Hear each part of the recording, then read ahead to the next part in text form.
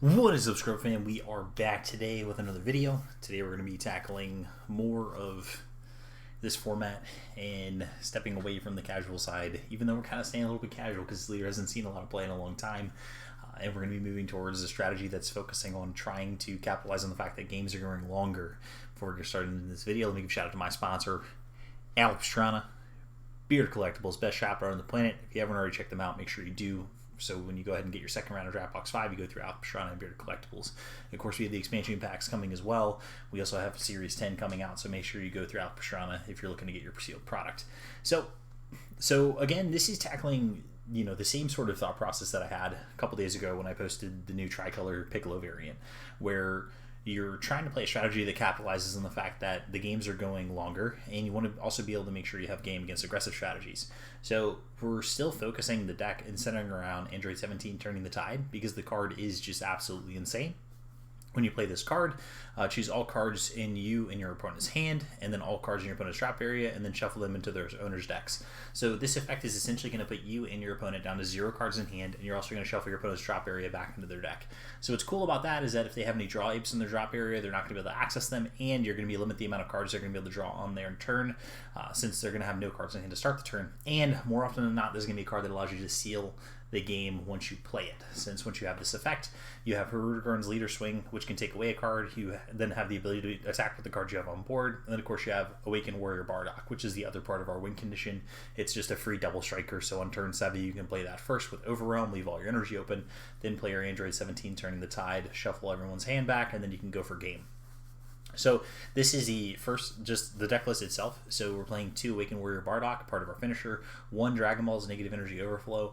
I know that there are other secret rares you can play in the deck, like Vegito, Power Patara, but I really kind of wanted to lean into the control aspect of this deck, and the Dragon Balls really allow you to beat those opponents that go wide with those boards early. So it's kind of just like a catch-up card, since we are playing like a true, almost like a Zorius style control. Playing this as your sweeper is just very powerful. We're playing 4 Bean, 4 Phantom Flame Cannon, 4 Dimension Magic, 4 Ultra Instinct Kamehameha. All these cards are fantastic. Of course, this is why you play blue. Since we're a mostly blue deck, we get to play Kamehameha, and then we get to play Phantom Flame Cannon at the same time. What's nice about Kamehameha, it untaps energy on defense, draws a card on offense, and then, of course, Phantom Flame Cannon just is disruption to your opponent's hand. So whenever you're defending yourself, you can defend an attack and deplete a resource. So it's almost like having your own Cells Kamehameha or Special Beam Cannon. 3 Turning the Tide, again part of our win condition. We're playing 3 hit Deadly Vanguard and 3 Chop of the Trickster as our counter cards. Chop of the Trickster is going to be able to counter your bombs. Deadly Vanguard is going to be able to stop those wide board states. 3 Goku Black, Unforeseen Darkness, just a really efficient attacker that allows you to use energy offensively, and it draws you cards, so it helps us get through the deck. We're playing a full 16 blue-yellow cards, 4 Beerus, 4 Green and Martine, because Green and Martine is a key part of what makes this deck so strong. Being able to play this to counter your opponent's threat, and then having Aegis to draw 2 cards just helps you get through, and then also keep your defense available. We're playing 4 Zamasu Super Combo. I know, no Hoys, I know that's sacrilege, but Zamasu is just so strong, especially when we're trying to defend against highly aggressive decks. And then, of course, we're playing 4 Bojacks to combine with that. So lots of tapping our opponent's battle cards, lots of defensive cards. Like I said, we are like almost like a pure control deck, and we just finally have that top end finisher that doesn't require a ton of resources. So the deck is built that way. And then we're playing, of course, 3 Great Apes on Goku Saiyan Instincts, because you can't leave home without it. Draw ape is best ape. That's why you do it. It's also cool because it's one of those cards that you can swing with your Hirudegarn.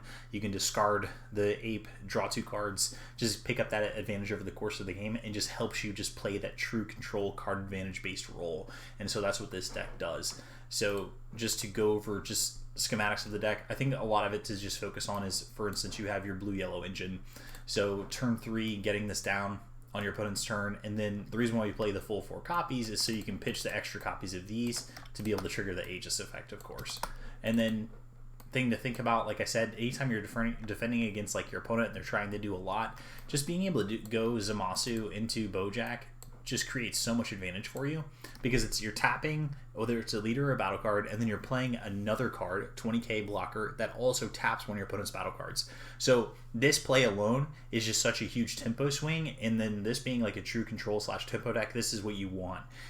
is having effects like this. So that's why we're not playing any copies of Hoi.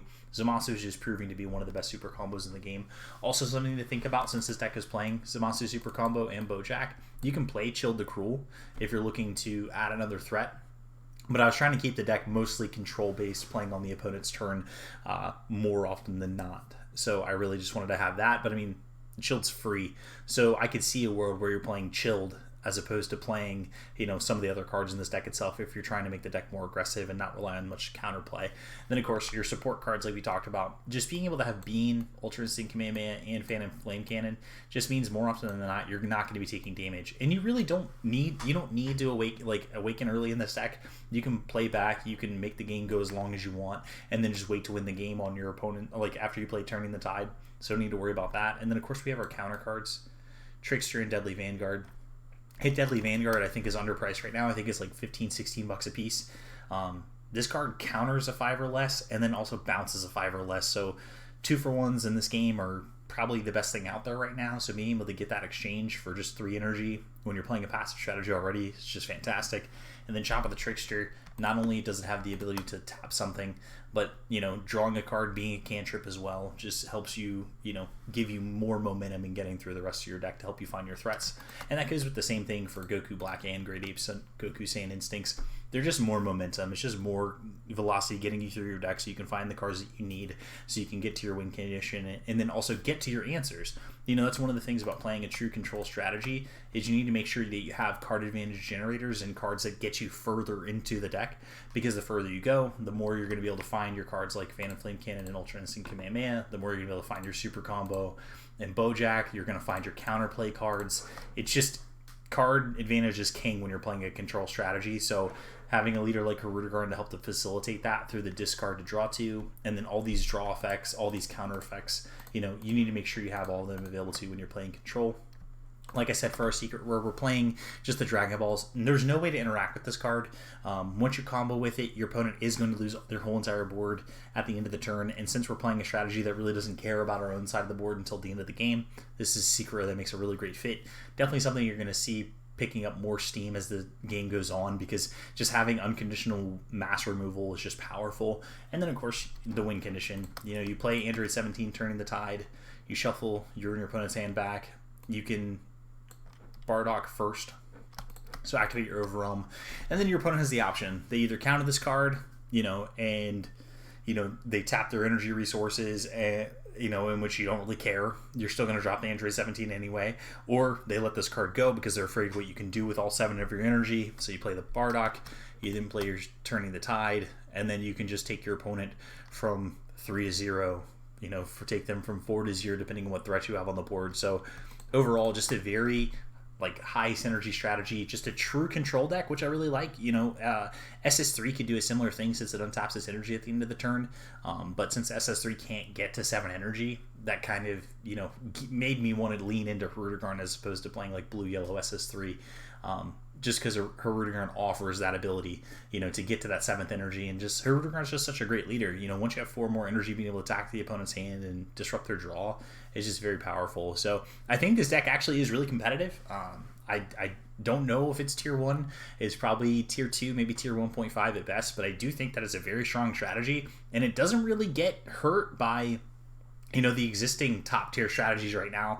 And I think it has a lot of cards that kind of disrupt the other top tier strategies. So I hope you guys enjoyed this video. Again, this is a more competitive deck. I hope you guys enjoyed this. I'm continuing to keep the filthy casual stuff going. I made a Facebook post today about green Vegito leader with the blue-green good stuff cards, and I think that deck is actually really sweet. So I continue to keep doing the filthy casual segment, but I hope you enjoyed a little bit more competitive deck. Thank you guys so much for subscribing. If you're looking for more content, make sure you go through the Patreon, 3xG Pro. You can also check out twitch.tv/3xG Productions, and then of course if you're looking at your sealed product, make sure you go through Beard Collectibles. #ScrubFam is best fam. K thanks. Bye.